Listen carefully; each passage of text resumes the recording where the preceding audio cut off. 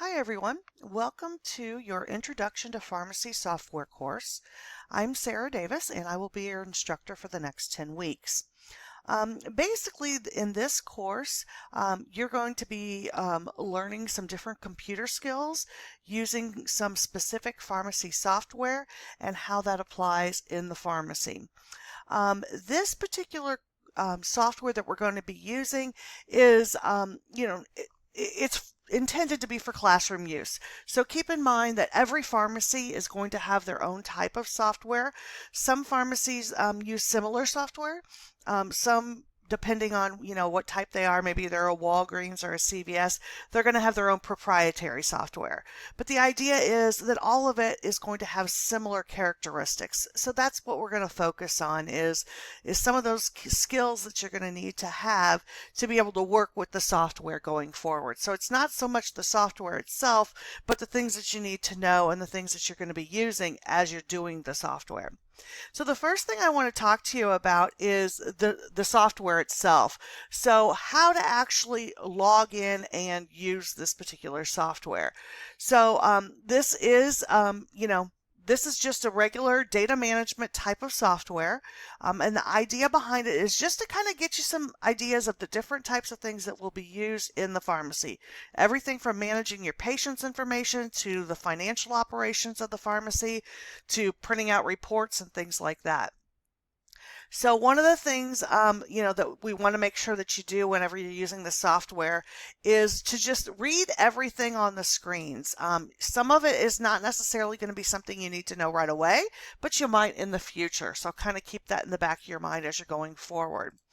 Now, once you get ready to log in, you're going to follow the instructions in the introduction chapter of your textbook under installing the program. And you're going to log in using, you can do it several different ways. You can just use the default of RPH. Or you can use my initials if you choose, which is SD. And then you're going to always use your initials for the tech initials. And the reason for this is that it's going to actually put that information into some of the documents to record who actually did the prescriptions and things like that.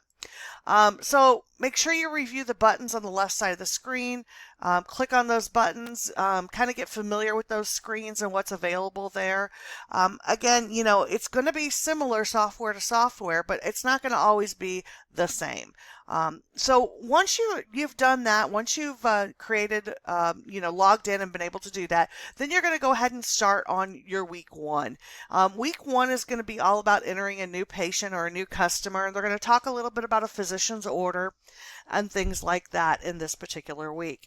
So they're going to go through and kind of talk about how a physician's order is different from a regular prescription. When we think about a physician's order, a lot of times we're thinking about it in terms of using it in a hospital, a doctor's order in a hospital setting or a nursing home setting.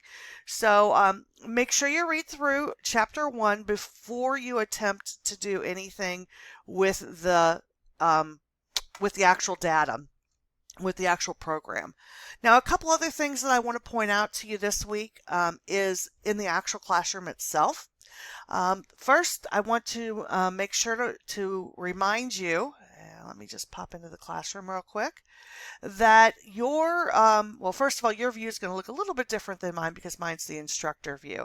But every week in each module, you're going to have several different things available.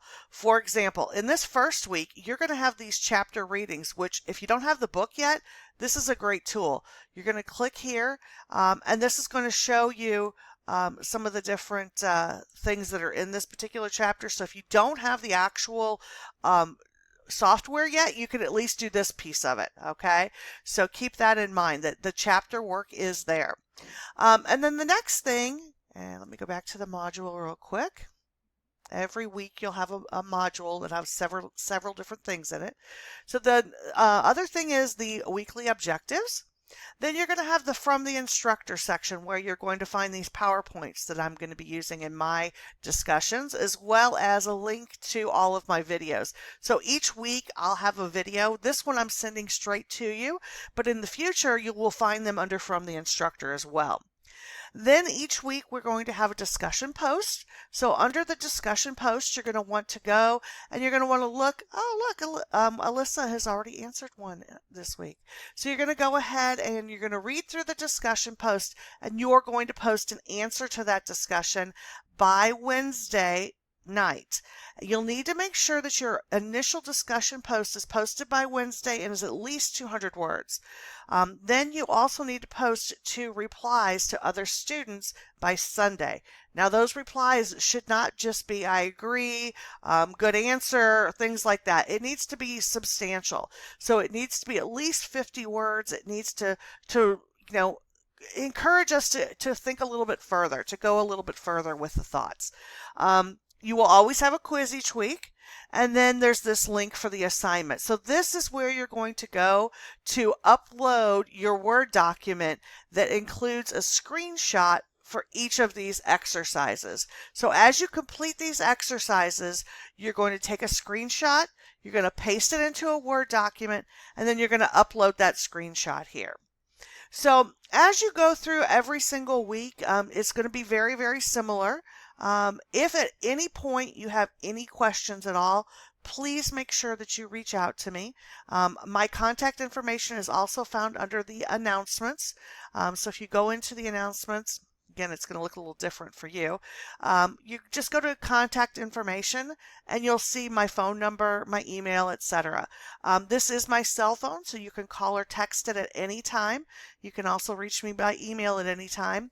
My office hours are technically 8 to 5, Monday through Friday, but I work from home for my other job too, so I'm virtually available anytime you need me. So make sure that you reach out and let me know how I can help you. If you have any questions at all, please let me know, and have a great week.